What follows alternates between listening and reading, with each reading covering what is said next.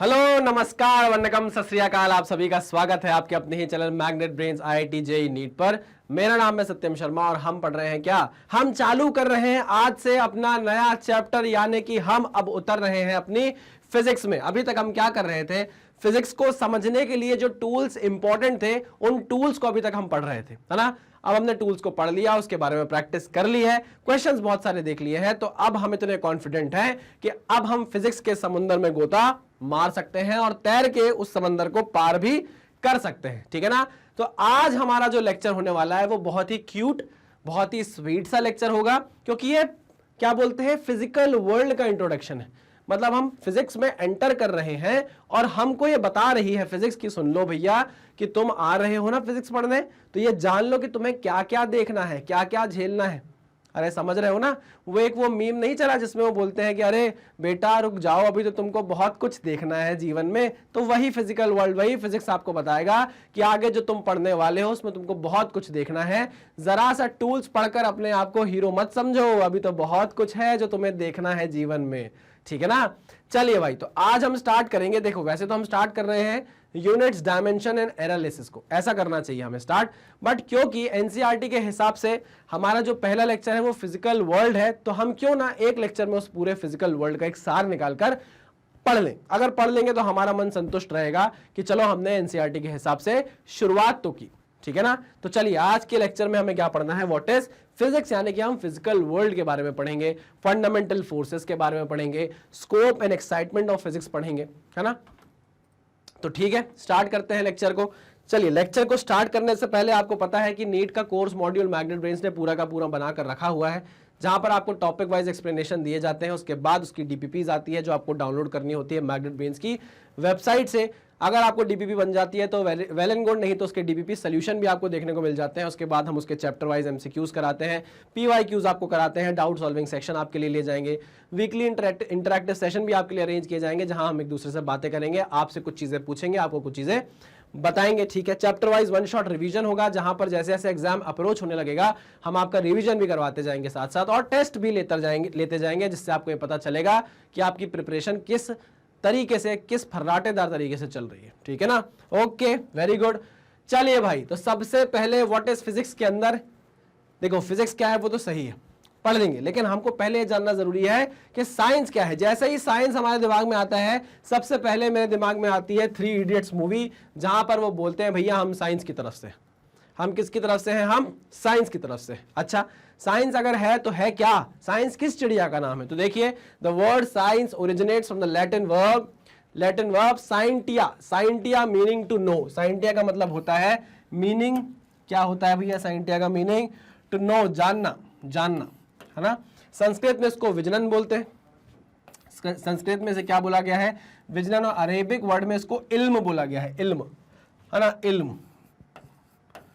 मैं वही तभी बोल रहा हूं कि बहुत बेसिक सा लेक्चर है, कुछ खास नहीं है, इससे कोई क्वेश्चन नहीं आएगा, इससे कोई क्वेश्चन नहीं आने वाला है, इसलिए इसकी कोई डीपीपी भी नहीं होगी। ये सिर्फ एक सपोर्टिंग लेक्चर है कि भाई हम एकदम से जब फ्लो पकड़ेंगे तो हमको ये ना लगे कि लो भाई एकदम से पढ़ाना हड़बड़ी में सर ने चालू कर दिया। तो एक इंट्रोडक्शन आपके सामने लेकर मैं आया हूं, ठीक है ना।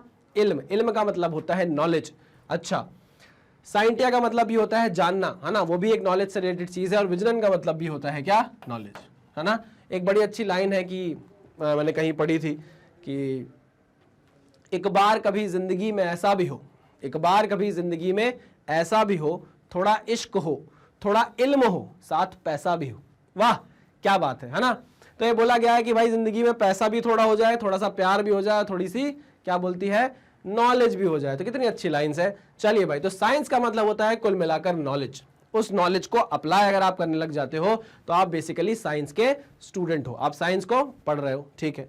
The curiosity to learn about the world, दुनिया में क्या चल रहा है, जीवन में क्या चल रहा है, किस तरीके से चल रहा है, अगर आपको समझ में आ जाए, आप उसके सीक्रेट्स को रिवील करने लग जाओ, तो ये पहला स्टेप होता है towards the discovery of science, discovery of science. मतलब साइंस की डिस्कवरी के लिए पहला स्टेप क्या होता है, नेचर को पढ़ना, नेचर के बारे में जानना और उसके सीक्रेट्स को रिवील करते जाना, ठीक है ना। जैसे कि आप H.C. वर्मा जो बुक है ना, H.C. वर्मा साहब की जो बुक है, उसमें बहुत अच्छे से चीजें बताई गई हैं। फेनमैन साहब का एक बहुत बड़ा जो बहुत बड़े अपने हमारे फिजिसिस्ट थे, उनने इतना अच्छा एग्जाम्पल दिया है किससे रिलेटेड, चेस से रिलेटेड, चेस का एग्जाम वो पता होगा ना, चेस का जो वो होता है क्या बोलते हैं उसको, बोर्ड होता है जहां पर आप चेस का गेम खेलते हो, हाथी चलता है अपनी चाल, घोड़ा चलता है अपनी चाल, है ना। तो उसमें इतना अच्छा एग्जाम्पल दिया है, मैं आपको बताने की कोशिश करता हूँ, शायद आपको समझ में आए। उसमें क्या है, एक इंसान है जो दो लोगों को चेस खेलते हुए देख रहा है। तनु एड्स मनु देखिए आपने, तनु एड्स मनु में वो बोलता है कि देखिए भैया भैया जी देखिए, दो पागल लोग बैठकर चेस खेल रहे हैं। यहाँ दो पागल लोग नहीं, यहाँ बड़े लोग हैं, है ना। एक एग्जाम्पल दिया है, उसमें बोला है कि एक इंसान है, दो लोगों को चेस खेलते हुए वो देख रहा है, ठीक है ना, चेस खेलते हुए देख रहा है। वो देख रहा है कि भाई जो घोड़ा है वो 2.5 कदम चल रहा है ना, 1 2 लेफ्ट में 2.5 हो जाता है, राइट में 2.5 हो जाता है ना। जो हमारा प्यादा है वो सीधे सीधे सीधे सीधे चल रहा है, लेकिन जैसे ही कोई गोटी उसके डायगोनली बाजू में आती है तो टेढ़ा काट देता है उसको, है ना। हमारा जो ऊंट है वो ऐसे टेढ़ा चल रहा है, हाथी है जो सीधा सीधा पूरा चल रहा है, या तो ऐसा सीधा चल रहा है या तो ऐसा सीधा चल रहा है। तो उसने देखते देखते गेम को ये तो समझ लिया कि बेसिक नॉलेज क्या है गेम की, है ना। तो जो चेस का बोर्ड है वो हमारी सराउंडिंग है, हमारा नेचर है। तो नेचर में जो चीजें हो रही हैं हमारी आंखों के सामने, हम उसे देखकर एनालाइज करते हैं। ठीक वैसे ही जैसे चेस के गेम में मैं चाल देख रहा हूं और एनालाइज कर रहा हूं कि अच्छा घोड़ा इतनी चाल चलता है, हाथी ऐसी चाल चलता है, ऊंट ऐसी चाल चलता है। लेकिन अगर मैं हर बार चेस का गेम देखूं, तो मुझे हर बार अलग तरीके से लोग खेलते हुए दिखाई देंगे। समझ रहे हो, सबका खेलने का तरीका एक जैसा थोड़ी ना होगा, हमेशा चाल कुछ नई होगी, कुछ अलग तरीके से हाथी मारेगा ऊंट को, कुछ अलग तरीके से प्यादा मारेगा उसको, हमारे राजा को। समझ रहे हो, तो आपने बेसिक नॉलेज तो रख ली गेम देखकर, लेकिन आप हर बार ये नहीं बोल सकते कि जैसा गेम आपने पहली बार देखा था चेस का, हर बार लोग वैसा ही गेम खेलेंगे और वैसे ही राजा को मारेंगे। नहीं, हर बार गेम बदलता जाएगा। यानी कि जो चेस का बोर्ड है वो आपके लिए नेचर है ना, और जो चाल आप देख रहे हो वो क्या है, लॉज है ना। वो लॉज जो बेसिक लॉज थे वो तो आप देखकर समझ गए, एक्सपेरिमेंट करके समझ गए, लेकिन हर बार वो लॉज वैसे ही रहेंगे। हो सकता है उसमें कुछ इंप्रूवमेंट हो जाए, हो सकता है उसमें कुछ अमेंडमेंट हो जाए, तो ये सब आपको लगातार देखते रहना होता है। आई मेरी बात समझ में? हो सकता है आज से बहुत साल पहले 16th सेंचुरी में कोई चीज इन्वेंट कर दी गई हो, बता दी गई हो कि भाई नेचर में ये होता है तो होता ही रहेगा, ये बात बोल दी गई। जैसे फर्स्ट लॉ ऑफ थर्मोडायनेमिक्स की अगर हम बात करें, फर्स्ट लॉ ऑफ थर्मोडायनेमिक्स का कोई रिटन प्रूफ नहीं है। फर्स्ट लॉ ऑफ थर्मोडायनेमिक्स बस बता दिया गया एक्सपेरिमेंट कर करके कि ये चीज होगी ही, है ना। उस पर्टिकुलर बात को कभी कोई काट नहीं पाया फर्स्ट लॉ ऑफ थर्मोडायनेमिक्स को। अगर ऐसा कोई प्रोसेस हो जाती जो उस पर्टिकुलर स्टेटमेंट को काट देती, तो हम फर्स्ट लॉ को कभी फर्स्ट लॉ बोलते ही नहीं, ना उसका कोई रिटन प्रूफ है। लेकिन फर्स्ट लॉ को काटने के लिए कोई प्रोसेस ही नहीं बनी, तो आज तक हम उसको मानते हैं कि भाई हाँ भाई ये जो बोला है ये बिल्कुल सही होगा। समझ रहे हो कि नहीं, है ना। तो अगर एक बार फर्स्ट लॉ बन गया, आप उसको हर बार नए जो साइंटिस्ट लोग हैं वो देख रहे हैं, है ना, कि भाई कोई चेंज तो नहीं आया, कोई चेंज तो नहीं आया, है ना। वही चाल है कि चाल तो लॉ तो है वही सेम, लेकिन हो सकता है इसमें कोई अमेंडमेंट हो आगे जाके, कोई नई तरीके की चाल हो, नई तरीके से गेम जीत रहा हो कोई आदमी बैठकर, कोई नया प्लेयर बैठ के। समझ रहे हो कि नहीं समझ रहे हो? हाँ सर, ठीक है ना। ओके, तो साइंस क्या है? साइंस कुछ भी नहीं है, नेचर को समझना, उसके सीक्रेट्स को धीरे धीरे रिवील करना, कोशिश करना रिवील करने की। कैसे? एक्सपेरिमेंट्स के through is the first step towards the discovery of science, है ना। तो हम किसकी तरफ से हैं भाई? हम किसकी तरफ से हैं? हम साइंस की तरफ से। ठीक है, बहुत बढ़िया, आगे बढ़ते हैं। अब बात करते हैं फिजिक्स क्या है, व्हाट इज फिजिक्स। ओहो मागू टुरुलाब, ओ मागू टुरुलाब, हमारा तो प्यार है सर फिजिक्स। हमारा क्या है? हमारा प्यार है सर फिजिक्स। सही बताओ। अरे सर कैसी बात कर रहे हो, हमारा प्यार है सर फिजिक्स। ये बात बोल के ना आपने मेरा दिल गदगद कर दिया। हमारा क्या है? प्यार है सर फिजिक्स, है ना। हम क्या करेंगे भैया, अपने प्यार को हमेशा इज्जत देंगे, अच्छे से पढ़ेंगे अपने प्यार, मतलब इतना दिल लगा के पढ़ेंगे कि मजा आ जाए फिजिक्स को। देखो एनसीईआरटी में ये जो बेसिक लेक्चर है, ये वाला जो लेक्चर मैं आपके सामने लेकर आया हूं, ये पूरी की पूरी एनसीईआरटी है। एनसीईआरटी में चैप्टर सिर्फ और सिर्फ इस डिस्कशन पर हुआ है कि यार फिजिक्स क्या है, साइंस क्या है, कैसे आप एक्सपेरिमेंट करते हो, किसी लॉ को लॉ बनाने के लिए क्या क्या प्रोसेसेस लगती हैं, क्या साइंटिफिक मेथड होती है, क्या क्वांटिटेटिव एनालिसिस होता है, क्या क्वालिटेटिव एनालिसिस होता है, क्या फंडामेंटल फोर्सेस है, स्कोप क्या है फिजिक्स का, एक्साइटमेंट क्या है फिजिक्स पढ़ने की, ये सारी चीज़ों पे बात करती है आपकी एनसीईआरटी, है ना। तो मैंने कहा भाई मैं तो इसलिए फिजिक्स पढ़ता हूँ क्योंकि मुझे बहुत पसंद है ना। आई होप आपको भी बहुत होगी, क्योंकि मुझे ऐसा लगता है कि फिजिक्स एक ऐसी चीज़ है, एक बायो भी मुझे बहुत इंटरेस्ट दिलाती है। मतलब मेरे को पढ़ने में बड़ी दिक्कत होती है, उसके टर्म्स याद करने में बहुत ज़्यादा मुझे तो हालत ख़राब हो जाती है जब मैं पढ़ता था बायो का भी। मतलब मैं याद नहीं कर पाता था कि ये क्या टर्म लिखी हुई है, लेकिन बायो से भी मेरा बड़ा प्यार है ना, मुझे बड़ी अच्छी लगती है बायो। वैसे ही मुझे फिजिक्स ज़्यादा अच्छी लगती है ना, थोड़ा बहुत प्यार है बायो से और एक ज़्यादा प्यार वाली चीज़ है फिजिक्स। तो यहाँ पर एनसीईआरटी ने कितनी प्यारी बात बोली है, 2 लाइन में जो खत्म किया है, देखो, अ precise definition of this discipline is neither possible nor necessary. मतलब देखिए गूज़बम्स आ जाते हैं ना कभी कभी आपको, मेरे को अभी भी वही फील हो रहा है जब एनसीईआरटी बहुत मतलब तीखे शब्द होते हैं, तीखे तेवर होते हैं एनसीईआरटी के। आप एनसीईआरटी उठाकर पढ़ो, नेक्स्ट लेवल लिखी गई है, नेक्स्ट लेवल, समझ में नहीं आती, रेफरेंस बुक पढ़नी पड़ती है तब जाकर समझ में आता है कि एनसीईआरटी ने जो 2 लाइन में बोला है एक्चुअल में 5 लाइन पढ़ने के बाद समझ में आया कि उस 2 लाइन का मतलब क्या है। बहुत ही बढ़िया तरीके से लिखी गई है एनसीईआरटी। देखो कितना प्यारा बोला है, precise definition of this discipline is neither possible nor necessary. Possible भी नहीं है, जरूरी भी नहीं है डेफिनेशन देना। क्यों? क्योंकि सब कुछ फिजिक्स है। क्या? सभी कुछ फिजिक्स है, जीवन में जो चल रहा है वो सब कुछ फिजिक्स है। अच्छा 1 मिनट, इससे मुझे कुछ याद आ रहा है, पुराने टाइम में चलना है, पुराने टाइम में चलें और जाने की फिजिक्स क्या है। तो चलिए पुराने टाइम में चलते हैं। तो सुनना ध्यान से और समझना कि मेरा तुम्हें देख पाना ही फिजिक्स है। वाह वाह करते जाना, फिजिक्स समझा रहा हूं। मेरा तुम्हें देख पाना ही फिजिक्स है, तुम्हारा यूं मुस्कुराना भी फिजिक्स है। मेरा तुम्हें देख पाना भी फिजिक्स है, तुम्हारा यूं मुस्कुराना भी फिजिक्स है। धरती काटती है सूरज के चक्कर, दुनिया को ये बताना भी फिजिक्स है। और पेड़ हो गए हैं हरे, आसमान नीला है। पेड़ हो गए हैं हरे, आसमान नीला है। स्टॉप सिग्नल को रेड बनाना भी फिजिक्स है। और मैं खिंचा चला आया हूं तेरी तरफ। मैं खिंचा चला आया हूं तेरी तरफ, तेरा भी खिंचा चला आना फिजिक्स है। ग्रेविटेशन लॉ पढ़ेंगे हम। मैं खिंचा चला आया हूं तेरी तरफ, तेरा भी खिंचा चला आना फिजिक्स है। ये दिन फिजिक्स है, ये रात फिजिक्स है, मानसून में होने वाली बरसात फिजिक्स है। और 100 बातों को मिलाकर कहूं अगर एक बात में, 100 बात को मिलाकर अगर कहूं एक बात में, तो भगवान की भेजी हुई सौगात फिजिक्स है, फिजिक्स है, फिजिक्स है।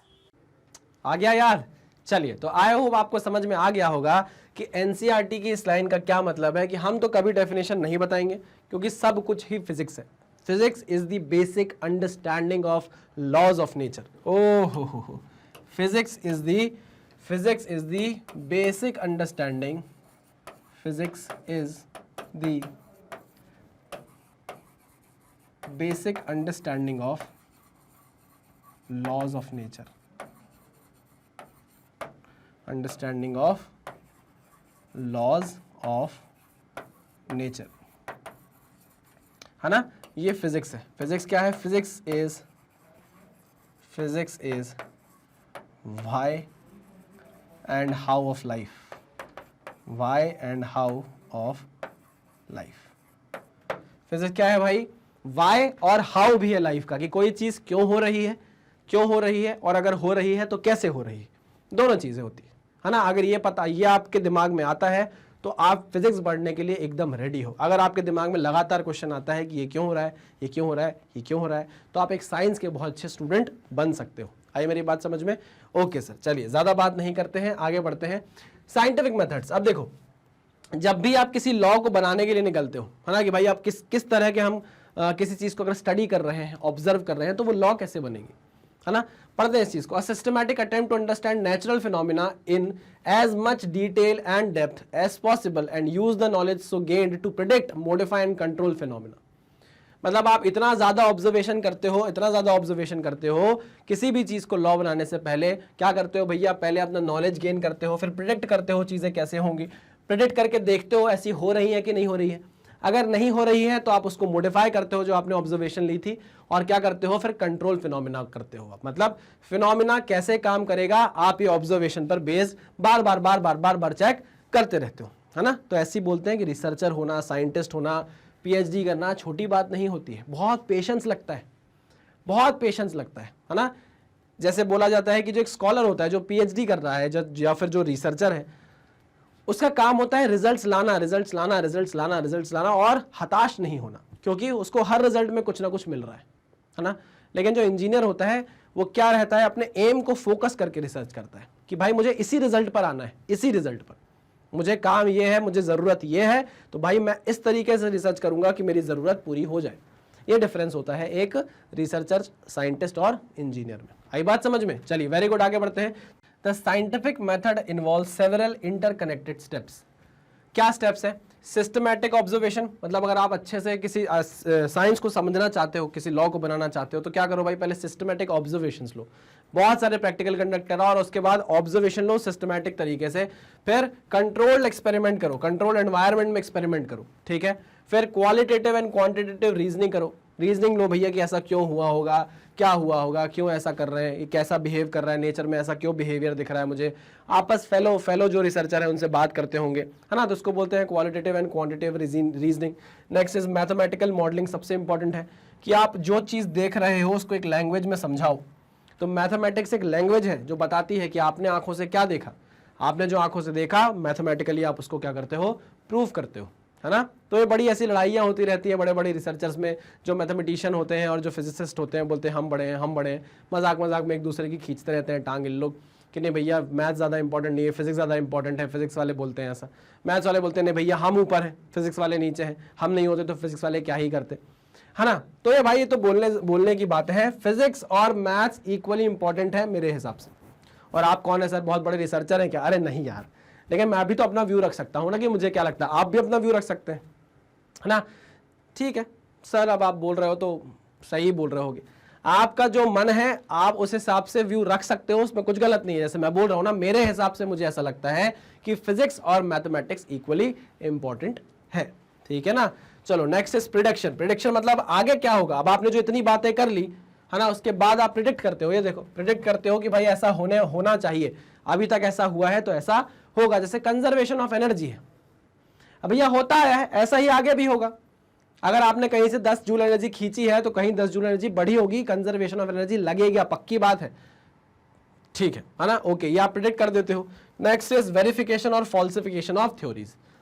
अब हो सकता है कभी कभी कोई चीजें आप प्रूफ करके चले जाते हो, ऐसा होता है कि बड़े बड़े रिसर्चर्स हैं उनकी डेथ हो गई, ऐसा बोलना नहीं चाहिए, लेकिन कुछ चीजें अगर वो प्रूफ करके चले गए हैं, कोई थ्योरीज खाली छूट गई है, आधी छूट गई है, तो भाई उसकी जस्टिफिकेशन होता है, आगे देखा जाता है कि भाई जो बात बोली गई है वो सही है कि नहीं है। और अगर सही नहीं है तो उसका फॉल्सिफिकेशन भी हो जाता है, उसका अमेंडमेंट भी हो जाता है कि भाई ये थ्योरी में थोड़ा सा करेक्शन है, ये थ्योरी इस तरीके से सही होगी, है ना। तो ये सारे स्टेप्स जब आप फॉलो करते हो तो आप एक सिस्टमैटिक अप्रोच बनाते हो, साइंटिफिक मेथड को फॉलो करते हो किसी लॉ को बनाने के लिए या नेचर को समझने के लिए। आई बात समझ में? Very good sir. Next, two principal thrust in physics. ये देखिए, ये पूरी एनसीईआरटी है, two principal thrust in physics. अब देखिए यहां पर मैंने अपने दो बड़े बड़े लोगों का, आइजैक न्यूटन साहब का लिया हुआ है ना।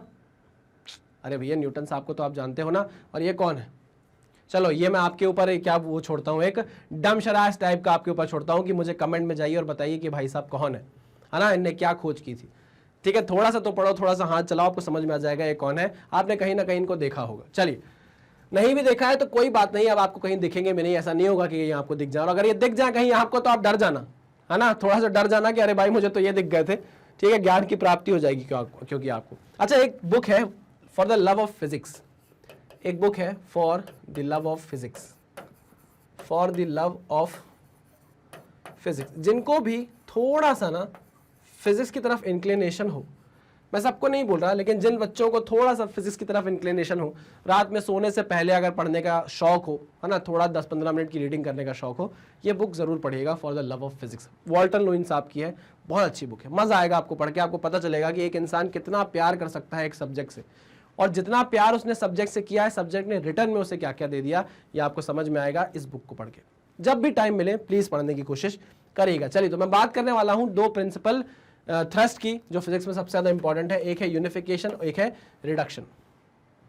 यूनिफिकेशन क्या होता है? यूनिफिकेशन ये होता है कि बहुत सारे बिहेवियर को समझने के लिए नेचर में जो बहुत सारे बिहेवियर्स हो रहे हैं अलग अलग डोमेन में, अलग अलग डोमेन में। हो सकता है कि भाई आप क्या बोलते हैं स्पेस में चले जाओ तो वहां कुछ बिहेवियर चल रहा हो सकता है, आप अर्थ पे आ जाओ तो कुछ बिहेवियर चल रहा है, हो सकता है आप मून पर चले जाओ तो कुछ बिहेवियर चल रहा है ना। वो सारे के सारे बिहेवियर आप एक ही लॉ से कंट्रोल अप करने लग जाते हो तो हम बोलते हैं कि हमने यूनिफिकेशन कर दिया।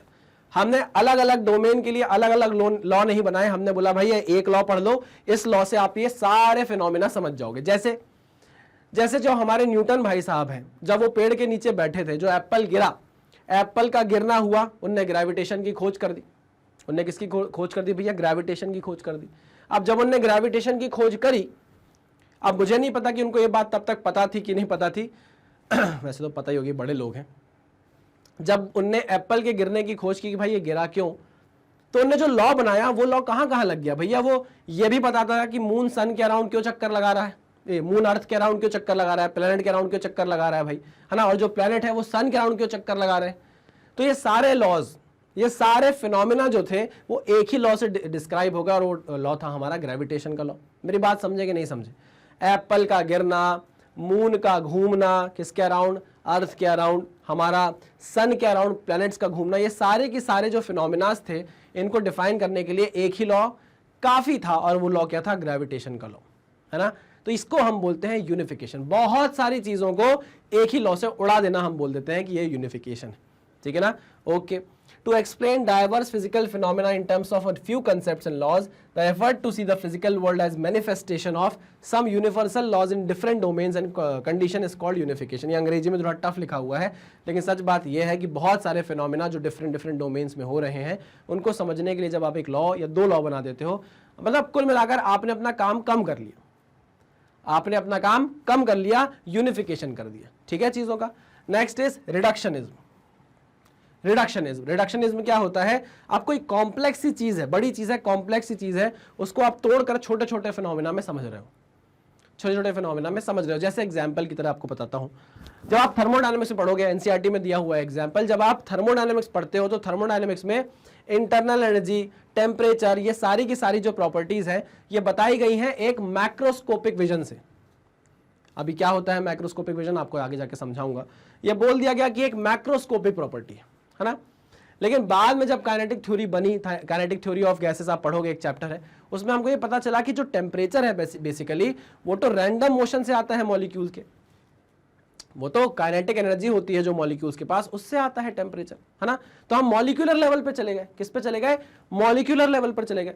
इंटरनल एनर्जी की बात हमने की, तो इंटरनल एनर्जी में हमने बोला कि मॉलिक्यूल जो रैंडम मोशन करते हैं उससे इंटरनल एनर्जी की बात होती है। तो जिसको आप पहले ऊपर से देख रहे थे, मैक्रोस्कोपिकली देख रहे थे, आप एकदम से कहां चले गए? कॉन्स्टिट्यूएंट पार्टिकल्स पर चले गए, उसकी छोटी छोटी चीजों पर आप डिस्कशन करने लग गए। आई मेरी बात समझ में? इसको रिडक्शनिज्म बोला जाता है। इसको क्या बोला जाता है? रिडक्शनिज्म। ये भी बहुत इंपॉर्टेंट है, एनसीईआरटी में लिखा हुआ है, it is the heart of physics.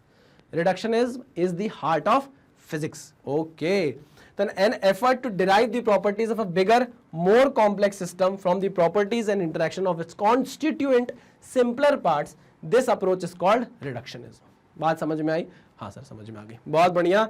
मैंने आपको होमवर्क दिया है, प्लीज इनका नाम बताइएगा कौन है ये। इनको तो सब जानते हैं, इनका नाम एक बार मुझे बताइएगा कमेंट्स में कौन है, ठीक है।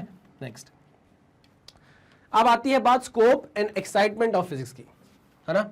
Scope and excitement of physics की। चलिए, तो एक तो मैक्रोस्कोपिक तरीके से आप पढ़ते हो चीजों को, और एक माइक्रोस्कोपिक तरीके से पढ़ते हो। मैक्रोस्कोपिक मतलब बड़े लेवल पे पढ़ना, बड़े लेवल पे पढ़ना। जैसे macroscopic domain includes phenomena at the laboratory, terrestrial and astronomical scales. बड़ी बड़ी चीजों को लेकर आप पढ़ते हो। जैसे इस पर सब्जेक्ट बनाया गया है ना, फिजिक्स का वो पार्ट जो चीजों को मैक्रोस्कोपिकली डील करता है, उस फिजिक्स को हम बोलते हैं classical physics, which include mechanics, thermodynamics, optics, electrodynamics. Car का चलना, लट्टू का घूमना, rotational motion, work energy, power पढ़ना, ये सब हम क्या करते हैं? मैक्रोस्कोपिक विजन से पढ़ते हैं, है ना। रे ऑप्टिक्स पढ़ना, इलेक्ट्रोडायनेमिक्स पढ़ना, ये सब कुछ हम मैक्रोस्कोपिकली पढ़ते हैं, हम इसमें अंदर तक नहीं जाते हैं, कॉन्स्टिट्यूएंट पार्टिकल तक। जब हम माइक्रोस्कोपिक विजन की बात करते हैं तो माइक्रोस्कोपिक डोमेन इंक्लूड्स एटॉमिक। अब आप एटॉमिक लेवल पर चले गए, मॉलिक्यूलर लेवल पर चले गए, कुल मिलाकर आप क्वांटम फिजिक्स की बात करने लग गए। किसकी बात करने लग गए? क्वांटम फिजिक्स की बात करने लग गए, है ना, क्वांटम की बात करने लग गए। यहां पर आप एटॉमिक लेवल पर चले जाते हो, मॉलिक्यूलर लेवल पर चले जाते हो, न्यूक्लियर लेवल पर चले जाते हो। So they are governed by quantum physics, ठीक है ना। ओके, अब रेंज की अगर हम बात करें कि यार फिजिक्स की रेंज कितनी है, फिजिक्स की रेंज कितनी है, तो भाई फिजिक्स की रेंज आप देखिए, लेंथ में अगर हम देखें तो हम फिजिक्स में 10⁻⁻14 मीटर से 10⁻26 मीटर तक बात करते हैं लेंथ की। मतलब हम इलेक्ट्रॉन के लेवल पर चले जाएंगे, न्यूक्लियस के लेवल पर चले जाएंगे, और उसके बाद हम अर्थ, सन, मून, इनकी बात करने लग जाएंगे। तो लेंथ का वेरिएशन आप देख रहे हो, 10 टू द पावर -14 मीटर से 10 टू द पावर 26 मीटर तक आप डील करते हो। तो फिजिक्स की रेंज देखिए कितनी है, कहां से स्टार्ट करते हैं कहां तक पढ़ते हैं हम अपनी फिजिक्स को। ठीक है, अगर हम बात करें मास के बेसिस पर कि कितना पार्टिकल छोटा हो सकता है, तो देखिए पार्टिकल का वजन 10 टू द पावर -30 केजी तक भी जाता है, और 10 to the power 55 KG humongous object, जो सेलेस्टियल ऑब्जेक्ट होते हैं, आप उनकी तक बात करते हो, और फिजिक्स यहां भी प्रेजेंट होती है। तो आपको रेंज बताई जा रही है कि आप फिजिक्स को छोटा मोटा मत समझो कि 4 गली में लगेगी और फिजिक्स खत्म हो जाएगी ना। फिजिक्स लगेगी कहां, 10 टू द पावर -30 केजी के मास से 10 टू द पावर 55 केजी के मास तक। तो रेंज बहुत है फिजिक्स की, हर जगह फिजिक्स लग रही है, हर जगह। Next, range of time, time की अगर आप बात करोगे तो 10 टू द पावर -22 सेकंड से आप 10 टू द पावर 18 सेकंड तक जाओगे और बातें करोगे। तो छोटा मोटा मत समझो, लाइफ के हर पार्ट में फिजिक्स आपको मौजूद मिलेगी। इवन अब पता नहीं आत्मा बनने के बाद भी हो सकता है भैया कि फिजिक्स लगती हो, क्या भरोसा भाई। जब इतना लगी रही है, जो इतनी भयानक रेंज है, हो सकता है रेंज वहां तक भी फैली हो। अब वो तो बाद में ही पता चलेगा, है ना। या तो ये भाई साहब इनकी कोई दिव्य आत्मा हो तो ये बताएंगी हमको कि ऐसा है कि नहीं है। हो सकता है ये अभी भी एक्सपेरिमेंट कर रहे हो बाहर जाके, है। चलो सर यार आप ऐसी बातें मत किया करो, है ना। कभी आ जाएंगे आपके सपनों में ना, तो अभी सब पता चल जाएगा। अब देखिए एक्साइटमेंट क्या है फिजिक्स में, ये सर आइजैक न्यूटन ने 2 अच्छे स्टेटमेंट दिए। देखिए कितने प्यारे स्टेटमेंट दिए। एक्साइटमेंट देखिए सब्जेक्ट का कितना है कि the most incomprehensible thing about the universe that it is comprehensible. सबसे कठिन बात यूनिवर्स को समझने की यह है कि यूनिवर्स को समझना बहुत आसान है। ये क्या बोलना चाह रहे हैं, ये गंगाधरी शक्तिमान है, ये सीता गीता, क्या बोलना चाह रहे हैं। तो आप समझिए, बड़े लोग हैं, बड़े लोगों की बातें हैं कि सबसे कठिन बात यूनिवर्स की यह है कि उसे समझना बहुत आसान है। ठीक है भाई, किसने बोला है, न्यूटन भाई साहब ने। ये लाइन पढ़ के बहुत एक्साइटमेंट आता है ना कि सही बात है यार, इतनी बड़ी चीजें कर देना कि आप यहीं पर बैठे हो, एप्पल के गिरने से आपने ये लॉ बना दिया जिससे आप ये बता पा रहे हो कि प्लैनेट सन के अराउंड कैसे घूमते हैं। बाप रे, बहुत बड़ी बात है, बहुत ज्यादा बड़ी बात है। एक्साइटमेंट आता है कि सही में लगता है कि कैसे किया होगा। उस टाइम तो इतनी टेक्नोलॉजी भी नहीं थी, लेकिन आप देखिए जो बात तब प्रूफ की गई वो आज तक चल रही है। क्या मेंटल लेवल होगा, क्या सोचने का तरीका होगा, एक्साइटमेंट देती हैं ये सारी चीजें। Next, no number of experiments can prove me right. मतलब मैं कितने भी एक्सपेरिमेंट कर लूं, कभी भी ये नहीं बोला जा सकता कि भाई मैंने जो बताया है वो एकदम सही है। A single experiment can prove me wrong. और अगर एक ऐसा एक्सपेरिमेंट किसी ने कर दिखा दिया जो मेरे एक्सपेरिमेंट को गलत प्रूफ कर दे, तो भाई फिर मेरे एक्सपेरिमेंट को कोई नहीं मानेगा। ये भी एक दिक्कत वाली बात है। आई मेरी बात समझ में? तो लगातार मैंने जो बोला है वो एक्सपेरिमेंट के थ्रू सही प्रूव होते रहना चाहिए। अगर कोई एक ऐसा आदमी आ जाए और क्लेम कर दे कि भाई ये एक्सपेरिमेंट तो गलत किया गया है, या मैं एक एक्सपेरिमेंट करके दिखाता हूं जिससे सामने वाले का एक्सपेरिमेंट गलत प्रूव हो जाएगा, तो आपका बनाया आधार खत्म, बेस खत्म। आई मेरी बात समझ में? कई लोग ऐसे भी होते हैं, कई साइंटिस्ट ऐसे होते हैं, रिसर्चर ऐसे होते हैं, जैसे मैंने कोई लॉ निकाला तो लोग मानते नहीं, बोले नहीं तो कुछ ना कुछ गलत होगा, इसमें कुछ ना कुछ गलती होगी। तो बहुत लोग तो इस तरीके से रिसर्च करते हैं कि भाई सामने वाले ने अगर कोई लॉ निकाला है, इसके लॉ को काटना है, कुछ ना कुछ गलत प्रूफ करना है। आई मेरी बात समझ में? जैसे थर्ड लॉ ऑफ थर्मोडायनामिक्स की आप बात जब करोगे, जब भी करोगे, तो वो बोलता है कि भाई एब्सोल्यूट 0 केल्विन पहुंचना इम्पॉसिबल है। मतलब 0, आप किसी भी बॉडी की एंट्रोपी 0 नहीं कर सकते, है ना। तो आप 0 केल्विन पर अगर पहुंच जाओ तो एंट्रोपी 0 हो जाती है। ऐसा बोला गया, नहीं समझ में आया तो कोई बात नहीं। तो लोग एक्सपेरिमेंट करने लग गए कि भाई 0 केल्विन तक नहीं पहुंचा जा सकता, एब्सोल्यूट 0 तक पहुंचा नहीं जा सकता। तो एक्सपेरिमेंट होने लगे और अभी तक हम पहुंच गए हैं 10 टू द पावर -9 केल्विन तक।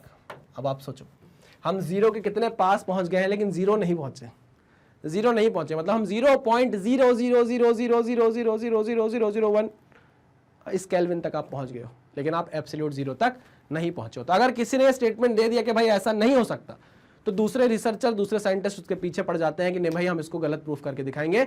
ये भी एक टाइप की रिसर्च होती है। आई मेरी बात समझ में? तो यही स्टेटमेंट यहां पर दिया है आइजैक न्यूटन भाई साहब ने। देवता है हमारे भाई साहब, क्या बोल रहे हैं सर आप? अच्छा चलो भाई, अब बात करते हैं फंडामेंटल फोर्सेस की, और इसी के साथ करेंगे लेक्चर को खत्म। फंडामेंटल फोर्सेस इन नेचर क्या है? तो पहली फंडामेंटल फोर्स और सबसे वीकेस्ट फंडामेंटल फोर्स है ग्रेविटेशनल फोर्स। बहुत ही प्यार से पढ़ेंगे हम, बहुत ही डिटेल में पढ़ेंगे जब हम ग्रेविटेशन में उतरेंगे। तो कुल मिलाकर 2 बॉडीज के बीच में हमेशा कोई भी बॉडी हो दो मासेस के बीच में हमेशा एक फोर्स ऑफ अट्रैक्शन लगेगा, हमेशा। किस टाइप का होगा ये? फोर्स ऑफ अट्रैक्शन होगा। फॉर्मूला क्या होगा अभी जानने की जरूरत नहीं है, हमेशा फोर्स ऑफ अट्रैक्शन लगता रहेगा, जिसकी रेंज क्या रहेगी? लॉन्ग रेंज रहेगी। रेंज क्या रहेगी भाई? बहुत दूर तक, बहुत लंबे रेंज तक लगता जाएगा। और ये क्या है भाई? वीकेस्ट रहेगा फोर्स। ये फोर्स क्या रहेगा? वीकेस्ट फोर्स रहेगा, ठीक है ना। आइए पढ़ते हैं इसके बारे में। Gravitational force is the weakest force in nature, पहली बात बोल दी गई। दूसरा, it is the force of mutual attraction between any two objects by the virtue of their masses. Okay, it is a universal force and central force, ठीक। It plays a key role in the large scale phenomena of universe such as formation and evolution of stars, galaxies, galactic clusters, ठीक है। The gravitational force is appreciable only when at least one of the two bodies has a large mass. Appreciable तब है जब एक body का कम से कम एक का मास क्या हो? बहुत ज्यादा हो, तब जाकर आपको ग्रेविटेशनल फोर्स थोड़ा सिग्निफिकेंट हो सकता है दिखे, नहीं तो नहीं दिखता, बहुत वीक फोर्स होता है। They are always attractive in nature, ये क्या है इसकी खासियत है कि हमेशा क्या होते हैं? अट्रैक्टिव होते हैं। इलेक्ट्रोस्टैटिक फोर्सेस के साथ ऐसा नहीं है, इलेक्ट्रोस्टैटिक फोर्सेस के साथ ऐसा नहीं है। अब सेकंड फोर्स आता है इलेक्ट्रोमैग्नेटिक फोर्स। क्या है भाई ये? Electromagnetic force is the force between charged particles. Charge particles के बीच में जो फोर्स होता है वो इलेक्ट्रोमैग्नेटिक फोर्स होता है। सर ये भी हमेशा अट्रैक्टिव होता है क्या नेचर में? नहीं, डिपेंड करता है। अगर मान लो दो पॉजिटिव चार्ज हैं तो इनके बीच में रिपल्सिव फोर्स लगेगा। एक पॉजिटिव चार्ज है, एक नेगेटिव चार्ज है, तो इनके बीच में अट्रैक्टिव फोर्स लगेगा। एक नेगेटिव चार्ज है, एक और नेगेटिव चार्ज है, तो इनके बीच में रिपल्सिव फोर्स लगेगा, ठीक है। ओके, तो when charge are at rest the force is given by Coulomb's law. मतलब जो आपके चार्ज रेस्ट पे होते हैं तो आपको कूलम्स लॉ के थ्रू एक इलेक्ट्रोस्टैटिक फोर्स का फॉर्मूला मिलता है, पढ़ेंगे, चिंता मत करो, पढ़ेंगे, एकदम ग्रेविटेशन जैसा होता है। When charges are in motion, they produce magnetic field giving rise to a force on moving charge. जब आपका चार्ज मूव करने लगेगा तो एक अलग टाइप की चीज होगी, उसको भी हम पढ़ेंगे। अभी तो हमने रेस्ट पे ही नहीं पढ़ा, तो हम मूविंग में कहाँ पढ़ेंगे? चलो, electric and magnetic effects are in general inseparable, hence the name electromagnetic force. मतलब electric and magnetic effects are in general inseparable, मतलब आपका चार्ज आपको मूव करता हुआ दिखाई देगा तो फिर आप सेपरेट नहीं कर सकते दोनों फोर्सेस को, पढ़ना पड़ेगा आपको दोनों को, ठीक। Like the gravitational force, electromagnetic force acts over large distance and does not need any intervening medium. यार एक बहुत इंपॉर्टेंट चीज है, एक बहुत इंपॉर्टेंट चीज है कि ग्रेविटेशनल फोर्स के बीच में भी अगर दो ऑब्जेक्ट्स के बीच में मीडियम नहीं है तो भी ग्रेविटेशनल फोर्स एक्ट कर सकता है। मीडियम नहीं है तो भी एक्ट करेगा ग्रेविटेशनल फोर्स, और इलेक्ट्रोमैग्नेटिक फोर्स भी तब भी एक्ट करेगा जब मीडियम नहीं होंगे ऑब्जेक्ट के बीच में, ठीक है। ओके, ये भी एक टाइप का लॉन्ग रेंज फोर्स है। कैसा फोर्स है? ये भी एक टाइप का लॉन्ग रेंज फोर्स है, ठीक है। Next, it is quite strong compared to gravity. It is quite strong, मतलब ये क्या है भाई? अगर आप ग्रेविटेशनल फोर्स से कंपेयर करोगे तो उससे ज्यादा स्ट्रॉन्ग है, आगे पता चल जाएगी रेंज आपको। Next, for example electric force between two proton is 1036 times the gravitational force between them. लो, अगर तो इसका तो हम रेशो भी निकालेंगे आगे जाके, जब पढ़ेंगे तो हम ग्रेविटेशनल फोर्स और इलेक्ट्रोस्टैटिक फोर्स का रेशो भी निकालेंगे। यहाँ पे बता रहा है कि अगर दो प्रोटॉन मैं रख दूं तो दो प्रोटॉन के बीच में जो इलेक्ट्रिक फोर्स होगा वो 1036 टाइम्स ज्यादा होगा उनके बीच लगने वाले ग्रेविटेशनल फोर्स से। मतलब ग्रेविटेशनल फोर्स से बहुत बड़ी वैल्यू होगी इलेक्ट्रिक फोर्स की, ठीक है। They are attractive as well as repulsive in nature, बता चुका हूं मैं आपको, ठीक है भाई। तो पहला ग्रेविटेशनल फोर्स हो गया जो फंडामेंटल फोर्स था आपका, और दूसरा क्या हो गया? Electromagnetic force. Next is strong nuclear force. नाम में ही क्या है? स्ट्रॉन्ग न्यूक्लियर फोर्स, स्ट्रॉन्गेस्ट है, स्ट्रॉन्गेस्ट है। Strong nuclear force, the strong nuclear force binds protons and neutrons in a nucleus. अब जो न्यूक्लियस होता है उसके अंदर प्रोटॉन भी होते हैं, न्यूट्रॉन भी होते हैं। न्यूक्लियस के अंदर प्रोटॉन भी होते हैं और न्यूट्रॉन भी होते हैं। मानते हो कि नहीं मानते? हाँ सर, बिल्कुल मानते हैं। ये जो स्ट्रॉन्ग न्यूक्लियर फोर्स होता है, जब प्रोटॉन और प्रोटॉन होते हैं तो उनके बीच में भी अट्रैक्टिव होता है, लेकिन इनके बीच में तो एक्चुअल में रिपल्सिव फोर्स आना चाहिए। नहीं समझे? अरे प्रोटॉन पॉजिटिवली चार्ज है, ये भी पॉजिटिवली चार्ज है, तो पॉजिटिव पॉजिटिव चार्ज एक दूसरे को रिपेल करते हैं ना। But under the strong nuclear force, एक न्यूक्लियस के अंदर प्रोटॉन और प्रोटॉन क्या करते हैं? एक दूसरे को अट्रैक्ट करते हैं। अच्छा, न्यूट्रॉन और प्रोटॉन भी क्या करते हैं? एक दूसरे को अट्रैक्ट करते हैं। न्यूट्रॉन और न्यूट्रॉन भी क्या करते हैं? एक दूसरे को अट्रैक्ट करते हैं। कुल मिलाकर क्या कर रहे हैं? सारे फोर्स, सारे टाइम पे फोर्स क्या है? अट्रैक्टिव, बाइंड करके रखता है। अगर रिपल्सिव फोर्स होता है तो न्यूक्लियस फाड़ कर निकल नहीं जाते ये सब कुछ। ये प्रोटॉन प्रोटॉन फाड़ कर, क्योंकि एक दूसरे को रिपल्सिव फोर्स से धक्का देते तो प्रोटॉन फाड़ के न्यूक्लियस बाहर निकल जाता। वो हो नहीं सकता। ये घर का मुखिया है न्यूक्लियस, घर का मुखिया है न्यूक्लियस, और घर में बहुत चलती है भैया मुखिया की, बांध के रखा हुआ है। बोलते हैं ना कि घर में ऐसी बहू लेकर आना चाहिए जो घर बांध के रखे, मतलब बहू के पास स्ट्रॉन्ग न्यूक्लियर फोर्स होना चाहिए। समझे कि नहीं समझे? अब जब तुम्हारे घर में बहू आए तो बोलना कि ऐसी बहू लाना है घर में जो स्ट्रॉन्ग न्यूक्लियर फोर्स रखे, जो बांध के रखे सब लोगों को, है ना। चलिए बहुत बढ़िया। The strong nuclear force binds protons and neutrons in a nucleus. It is evident that without some attractive force, a nucleus will be unstable due to electric repulsion between protons. आपका न्यूक्लियस हमेशा unstable होता अगर वहां पर strong nuclear force present नहीं होती तो। ठीक है। The strong nuclear force is the strongest of all fundamental forces. बहुत इंपॉर्टेंट बात, सबसे स्ट्रॉन्गेस्ट फंडामेंटल फोर्स है ये। इट इज चार्ज इंडिपेंडेंट, और ये चार्ज इंडिपेंडेंट देखो ना, चाहे प्रोटॉन हो, चाहे न्यूट्रॉन प्रोटॉन हो, चाहे न्यूट्रॉन न्यूट्रॉन हो, चार्ज इंडिपेंडेंट है, डिपेंड नहीं करता चार्ज पे। जो फोर्स लगना है लगना है। चलो, it is equal for protons और neutrons. Okay, it's range is extremely small of the order nuclear dimension 10 to the power -15 metre. मतलब इसके जो रेंज है वो बहुत कम है। मतलब अगर मैं बोलूं कि क्या न्यूक्लियर फोर्स न्यूक्लियस और अपने इलेक्ट्रॉन के बीच में लग सकता है क्या? बिल्कुल नहीं लग सकता। प्रोटॉन इलेक्ट्रॉन के बीच में लग सकता है क्या? बिल्कुल नहीं लग सकता, क्योंकि इलेक्ट्रॉन जो है वो बाहर आ गया ना न्यूक्लियस के। सर इतना बाहर कहाँ आया? थोड़ी तो दूर है, 10 to the power -10 मीटर पर होगा, ज़्यादा दूर का है, लेकिन भाई रेंज से तो बाहर चला गया ना। बहुत छोटी रेंज है हमारे स्ट्रॉन्ग न्यूक्लियर फोर्स की। तो यही चीज़ वो बोल रहा है कि its range is extremely small of the order of nuclear dimension 10 to the power -15 metre. Next, it is responsible for the stability of nuclear. मैंने आपको बताया कि अगर ये नहीं होता तो आपका न्यूक्लियर कभी भी स्टेबल नहीं होता, फाड़कर आपके प्रोटॉन बाहर निकल जाते। Next, recent developments show, however, indicated that protons and neutrons are composed of still more elementary constituents like quarks. ठीक है, अभी तो इसके बारे में कोई बात हमें करनी नहीं है। ओके, आ जाइए आगे बढ़ते हैं। वीक न्यूक्लियर फोर्स, इसके बारे में ज्यादा बात नहीं करनी है, बिल्कुल ज्यादा बात नहीं करनी है। ये क्या है? वीक न्यूक्लियर फोर्स है। नाम में वीक है लेकिन सबसे वीकेस्ट होता है ग्रेविटेशनल फोर्स। ठीक है। The weak nuclear force appears only in certain nuclear processes, beta decay of A nucleus. मतलब कुछ न्यूक्लियर प्रोसेसेस होती हैं, जैसे वो एंटी न्यूट्रिनो होता है, न्यूट्रिनो होता है, ये जब इंटरेक्ट करते हैं तो आपको वीक न्यूक्लियर फोर्स पैदा होते हुए दिखते हैं। ज़्यादा नहीं परेशान होना, बिल्कुल नहीं, अभी नहीं पढ़ना हमको कुछ भी ये सब। In beta decay the nucleus emits an electron and an uncharged particle called antineutron. ये अलग अलग डायरेक्शन में भागते हैं भाई। जब बीटा डिके होता है तो न्यूक्लियर एमिट करता है एक इलेक्ट्रॉन को और एक पार्टिकल को, जिसको अनचार्ज पार्टिकल बोलते हैं, एंटी न्यूट्रिनो। ये दोनों अपोजिट डायरेक्शन में भागते हैं। कुछ स्पिन की बात होती है, कुछ भी नहीं पढ़ना, ये भी हमको पढ़ना नहीं है, सिर्फ बता रहा हूं आपको मैं कि एक वीक न्यूक्लियर फोर्स एग्जिस्ट करती है। ठीक है ना। देखो, the weak nuclear force is not as weak as the gravitational force but much weaker than the strong nuclear force. Strong nuclear force से वीक होती है बट ग्रेविटेशनल से स्ट्रॉन्ग होती है। ठीक। The range of weak nuclear force is exceedingly small of the order 10 to the power -16 metre. कुछ याद करने की जरूरत नहीं है, मैंने आपको बताया ना, इससे कोई क्वेश्चन आपके सामने नहीं आने वाला है। रेंज ऑफ फोर्सेस देख लीजिए एक बार। ग्रेविटी, अच्छा, जो स्ट्रॉन्ग न्यूक्लियर फोर्स है उसको हमने क्या माना है? रेफरेंस माना है। जो स्ट्रॉन्ग न्यूक्लियर फोर्स है उसको हमने क्या माना है? रेफरेंस माना है। अगर उसको हमने 1 अलॉट किया है नंबर, तो ये इलेक्ट्रोमैग्नेटिक फोर्स जो है वो 1/100 है। देखो ना, जो इलेक्ट्रोमैग्नेटिक फोर्स है वो क्या है? 1/100 है। ओके, मतलब इससे 100 गुना कम है।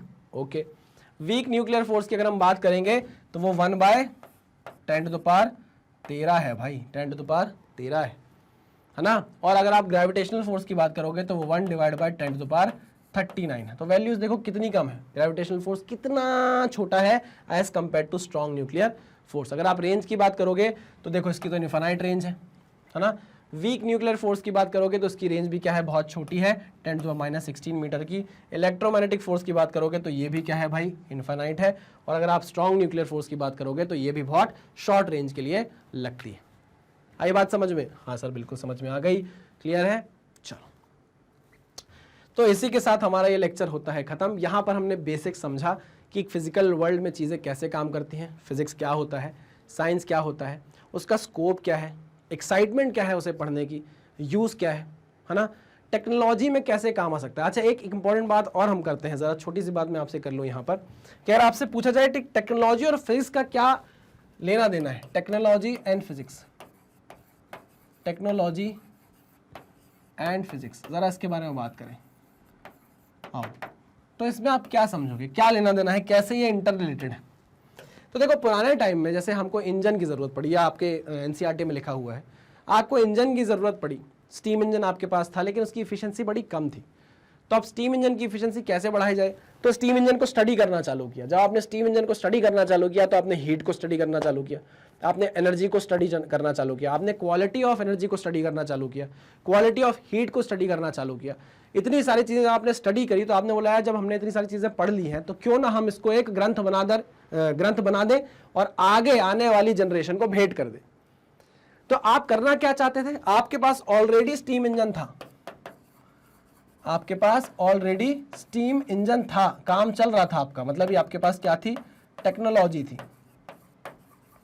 आपके पास क्या थी, टेक्नोलॉजी थी, आपके पास स्टीम इंजन था।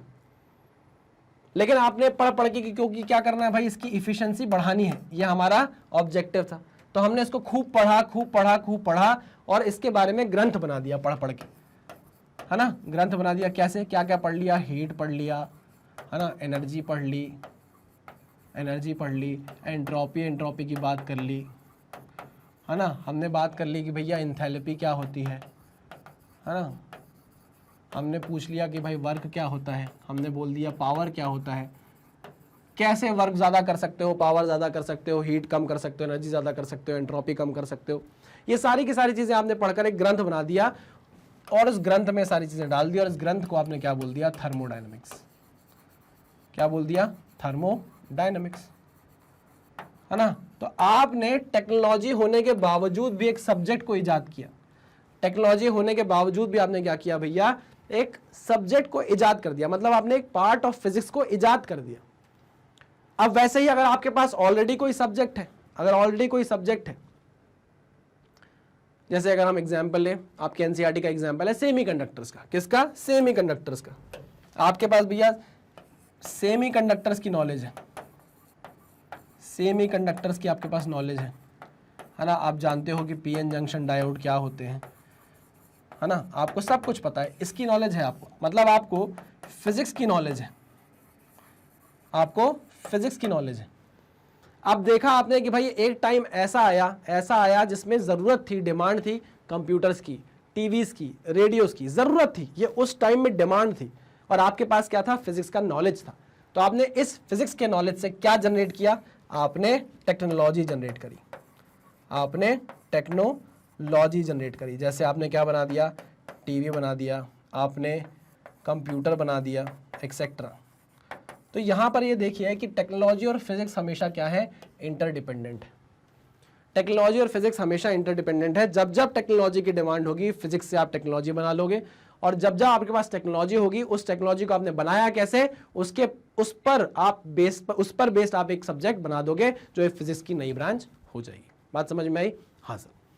चलिए भाई, तो इसी के साथ अब हम करते हैं लेक्चर को खत्म। आपको पता है मैग्नेट ब्रेन्स की अपनी एक वेबसाइट है, गूगल पर जाकर आप टाइप करेंगे magnetbrains.com तो ये वेबसाइट आपके सामने आएगी। कुछ ऐसा इंटरफेस है इसका। यहाँ पर सारा कंटेंट आपको फ्री ऑफ कॉस्ट और क्या बोलते हैं प्रॉपरली अरेंज करके ऑर्गेनाइज तरीके से यहाँ पर दे दिया गया है। अगर आप मान लीजिए नीट के स्टूडेंट हैं तो आप नीट पर क्लिक करेंगे तो देखिए मेरा कोर्स आपकी आंखों के सामने से आ जाएगा। इसको आप जैसे ही क्लिक करेंगे तो मेरे लेक्चर्स आपको देखने को मिलेंगे। ये देखो जो मैंने आपको पढ़ाया वो यहाँ पर आपकी आंखों के सामने होगा। जैसे मैंने आपको पहले ट्रिग्नोमेट्री पढ़ाई, देखिए, फिर उसके बाद डीपीपी शीट आ गई, डीपीपी शीट के बाद उस डीपीपी का सोल्यूशन आ गया। अब जैसे आपने लेक्चर देखा, जैसे आपने लेक्चर पे क्लिक किया तो यहाँ देखिए मैं आपको पढ़ाता हुआ मिल जाऊंगा, एंगल्स पढ़ा रहा हूँ मैं आपको, ठीक है ना, ओके। आपको पता है कि हमारी आइडियोलॉजी, हम कंप्लीटली फ्री एजुकेशन देने में बिलीव करते हैं। फ्री का मतलब ये नहीं कि कंटेंट से कॉम्प्रोमाइज़ किया गया हो, कंटेंट एकदम टॉप नॉच आपको प्रोवाइड किया जाता है। बदले में हम भी थोड़ा सा प्यार, थोड़ा सपोर्ट आपसे चाहते हैं, और वो प्यार और सपोर्ट आप हमें कैसे दे सकते हैं, हमारे वीडियोस को लाइक करके, channel magnet brains IIT JEE NEET को सब्सक्राइब करके, और जितना ज़्यादा हो सके इन वीडियोस को शेयर करके, ठीक है। तो चलिए करते हैं इस लेक्चर को खत्म, मिलते हैं नेक्स्ट लेक्चर में। तब तक सावधान रहिए, सतर्क रहिए, पढ़ते रहिए। Thank you very much.